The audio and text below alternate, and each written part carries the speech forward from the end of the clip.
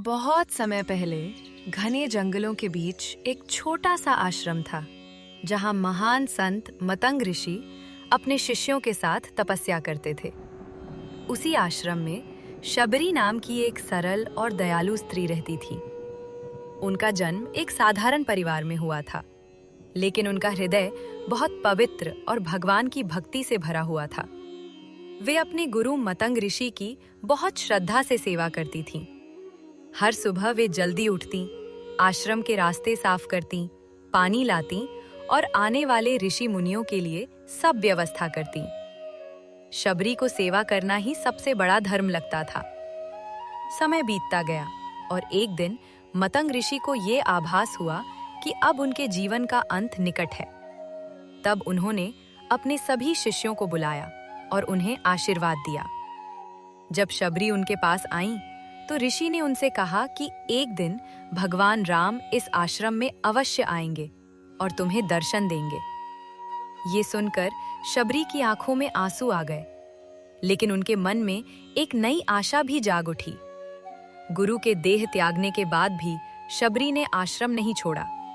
वे हर दिन उसी प्रेम और भक्ति के साथ सेवा करती रहीं और भगवान राम के आने की प्रतीक्षा करने लगीं।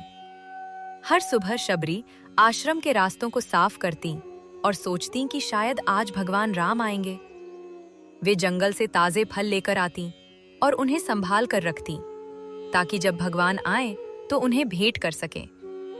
दिन, महीने और कई साल बीत गए, लेकिन शबरी की आस्था कभी कम नहीं हुई।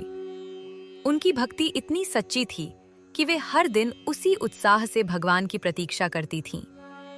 उधर अयोध्या के राजा राम अपने भाई लक्ष्मण के साथ वनवास में थे। जब सीता का रावण द्वारा हरण हो गया, तब राम और लक्ष्मण उन्हें खोजते हुए कई जंगलों और आश्रमों से गुजरते हुए उस वन में पहुंचे जहां शबरी रहती थीं। उस दिन भी शबरी रोज की तरह रास्ता साफ कर रही थीं। तभी उन्होंने दूर से दो तेजस्वी राजकुमारों को अपनी ओर आते देखा। उनके चेहरे पर अद्भुत तेज था। शबरी का हृदय आनंद से भर गया और उन्हें तुरंत समझ में आ गया कि ये वही भगवान राम हैं जिनके आने का वचन उनके गुरु ने दिया था। भगवान राम और लक्ष्मण आश्रम में पहुंचे तो शबरी अत्यंत प्रसन्न हो गईं। वे भावुक होकर उनके चरणों में गिर पड़ीं और बड़े प्रेम से उनका स्वागत किया। उन्होंने आश्रम में बैठने के लिए आसन दिया और उनके चरण धोकर उनका सम्मान किया। शबरी के पास कोई राजसी भोजन नहीं था, लेकिन उनके पास सच्चा प्रेम और भक्ति थी। वे जंगल से बेर लेकर आईं। हर बेर को वे पहले थोड़ा सा चक्कर देखतीं कि वह मीठा है या नहीं। जो बेर मीठा होता, वही वे भगवान राम को देतीं। बाहर से देखने पर यह साधारण बात लग सकती है, लेकिन उसके पीछे शबरी का सच्चा प्रेम और समर्पण था। भगवान राम ने बड़े आनंद से वे बेर खाए। उन्होंने शबरी की भक्ति को समझा और उनसे बहुत प्रसन्न हुए। लक्ष्मण को यह देखकर थोड़ा आश्चर्य हुआ, लेकिन राम ने समझाया कि भक्त के प्रेम से बढ़कर कोई वस्तु नहीं होती। भगवान के लिए सबसे महत्वपूर्ण चीज भक्त का सच्चा भाव होता है। शबरी के प्रेम और भक्ति ने भगवान राम का हृदय जीत लिया था। इसके बाद भगवान राम ने शबरी को आशीर्वाद दिया और उन्हें भक्ति का सच्चा मार्ग बताया। उन्होंने कहा कि जो भी मनुष्य सच्चे मन से भगवान को याद करता है और प्रेम से भक्ति करता है, भगवान हमेशा उसके पास रहते हैं। भगवान राम के दर्शन पाकर शबरी का जीवन धन्य हो गया। उनका मन शांति और आनंद से भर गया।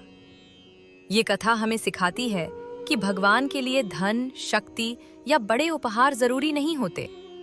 सच्चा प्रेम, श्रद्धा और भक्ति ही सबसे बड़ा उपहार है। शबरी की सरल भक्ति का ये सुंदर उदाहरण आज भी लोगों को प्रेरणा देता है कि यदि मन में सच्ची आस्था हो, तो भगवान स्वयं अपने भक्त के पास आ जाते हैं।